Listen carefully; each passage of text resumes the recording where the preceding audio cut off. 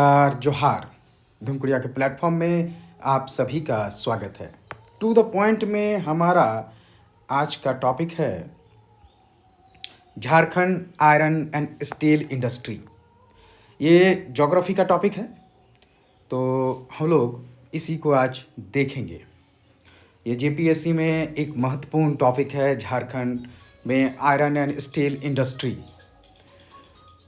धूमकुड़िया की एक नया बैच टारगेट 60 टॉपिक्स का, ये आपको 20 अप्रैल से शुरू होगा या फिर प्रीलिम्स रिजल्ट के बाद। अगर रिजल्ट पहले आ जाता है तो रिजल्ट के बाद 20 अप्रैल से शुरू हो जाएगा, और नहीं तो फिर ये रिजल्ट आने के जस्ट अगले दिन स्टार्ट होगा। ये क्लासेस 30 मई तक चलेंगी।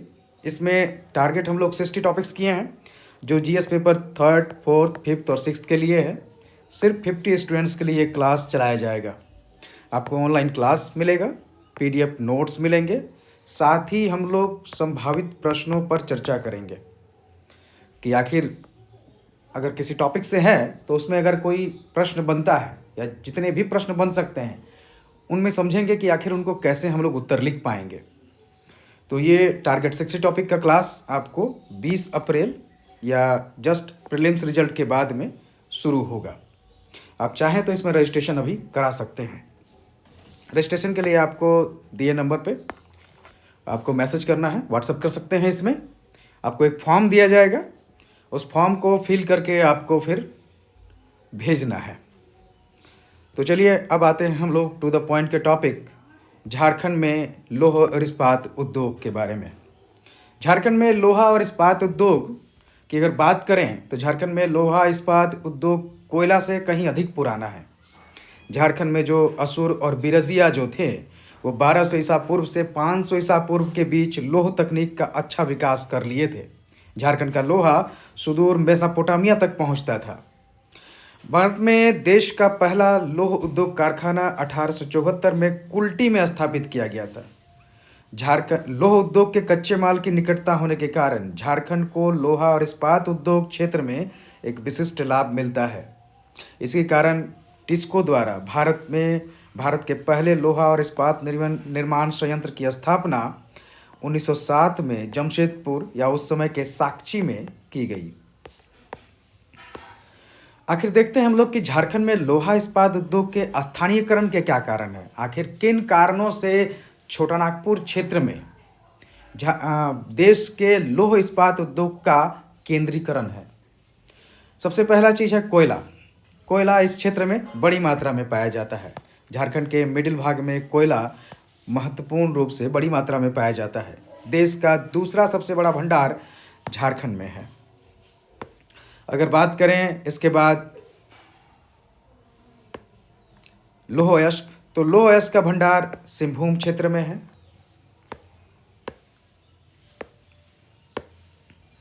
मैग्नीज भी झारखंड में पाया जाता है। क्रोमाइट और क्रोमियम, इसका उपयोग भी झारखंड में बड़ी लोह इस्पात उद्योग में किया जाता है और ये भी झारखंड में पाया जाता है। चूना पत्थर, ये गढ़वा क्षेत्र में पाया जाता है। इसके अलावा रांची, हजारीबाग, बोकारो, गिरिडीह में इसके भंडार हैं। इसका उपयोग भी लोह इस्पात उद्योग में होता है। जल विद्युत, ये दामोदर घाटी निगम से प्राप्त होता है।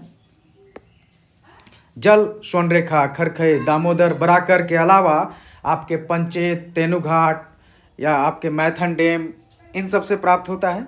कोलकाता बोकारो से 300 किलोमीटर दूर है, तो कोलकाता के नज़दीक जो विशाल बाजार तैयार हुआ है, जो औद्योगिक केंद्र विकसित हुए हैं, वे भी झारखंड के इस्पात उद्योग को एक विशाल बाजार प्रदान करते हैं। सस्ता श्रम यहाँ के आदिवासी बहुल जनसंख्या से मिल जाता है। सड़क और रेलवे का विशाल जाल है।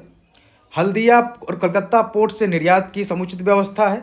सरकारी नीति का भी झारखंड में इस्पात उद्योग के विकास में महत्वपूर्ण योगदान है। विदेशी सहायता के क्षेत्र में बोकारो स्टील इंडस्ट्री का विकास किया गया है, जिसमें रूस का महत्वपूर्ण योगदान है।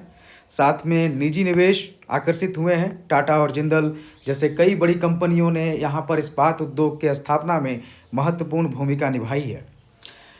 अगर हम लोग लोहा इस्पात उद्योग को देखें तो ये एक भार ह्रास उद्योग है।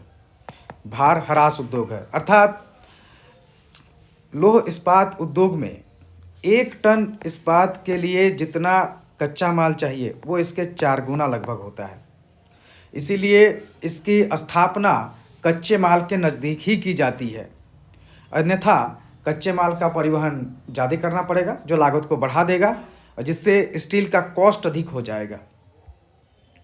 आप चाहें तो खनिजों को दिखा सकते हैं, इनके जो कच्चे माल के खनिज हैं कौन कहाँ प्राप्त होता है। इसके अलावा नदियाँ और डैमों का भी आप एक मैप में शो कर सकते हैं, पोर्ट्स भी आप दिखा सकते हैं। आइए आते हैं अब झारखंड में स्टील इंडस्ट्रीज़ को। इसको 2 भाग में हम लोग बांट सकते हैं, एक बृहद लौह इस्पात उद्योग जिसमें टाटा स्टील आएगा और बोकारो स्टील प्लांट आएगा, ये आपका बोकारो और ये टाटा स्टील। और इसके अलावा अन्य जिसमें वैसे उद्योग आएंगे जो मिनी स्टील उत्पादन केंद्र हैं या फिर स्टील के सहायता से दूसरे उत्पाद तैयार करते हैं, जैसे Hume pipeline company, Indian cable company, Indian steel factory, Kohinoor steel, Bihar sponge iron, ECL steel plant Bokaro. चलिए एक एक करके देखते हैं टाटा स्टील और बोकारो को, आखिर उसकी स्थापना में किन स्थानीय कारणों का महत्वपूर्ण योगदान रहा है।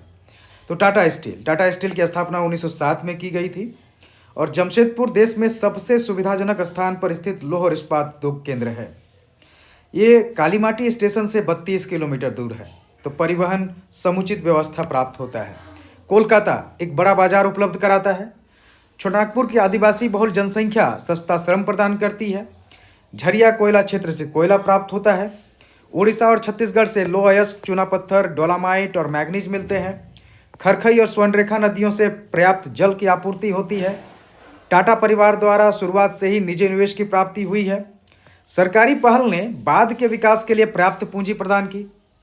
बोकारो इस्पात संयंत्र, ये तृतीय पंचवर्षीय योजना के तहत में इसकी स्थापना हुआ है। 1964 में बोकारो इस्पात संयंत्र के निर्माण का कार्य प्रारंभ हुआ। 1972 में यहाँ से उत्पादन शुरू हुआ था। इसके स्थानीयकरण के कुछ कारण हैं। सिंहभूम से लोहा प्राप्त हो जाता है। चूना पत्थर कुटेश्वर और भवनाथपुर के खदानों से प्राप्त होता है। डोलामाइट तुलसी डामर के खदानों से प्राप्त होता है। कोयला ज़्यादातर आयातित कोयले का प्रयोग होता है, लेकिन स्थानीय स्तर पे भी कोयले प्राप्त हो जाते हैं। तेनुघाट बांध से बोकारो, जो तेनुघाट बांध बोकारो में है, वहाँ से इसको जल की आपूर्ति हो जाती है। इसके अलावा DVC से इसको बिजली मिल जाता है। सस्ता श्रम यहाँ के आदिवासी बहुल जनसंख्या से प्राप्त हो जाता है और भारत सरकार के सेल डिपार्टमेंट द्वारा ये संचालित है, सेल के द्वारा ये संचालित है। अब देखते हैं कि आखिर झारखंड में लौह इस्पात उद्योग स्थापित हुआ तो लाभ क्या मिला है।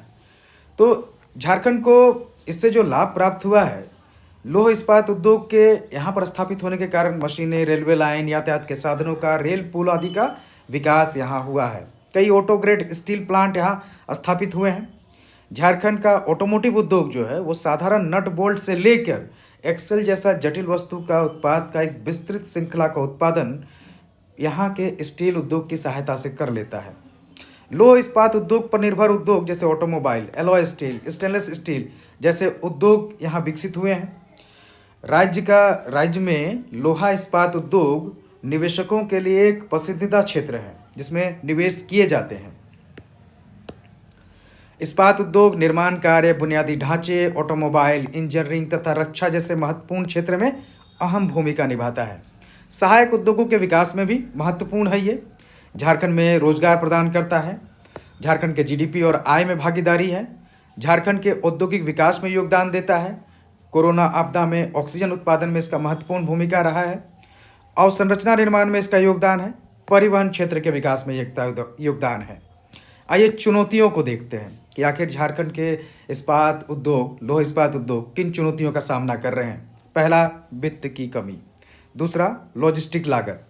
तीसरा, कर, शुल्क और उपकर, क्योंकि नीति आयोग का अनुमान है कि भारतीय इस्पात निर्माता अपने वैश्विक समकक्षों की तुलना में करों और उपकरों के माध्यम से 15 से 23 अमेरिकी डॉलर अतिरिक्त राशि का भुगतान करते हैं।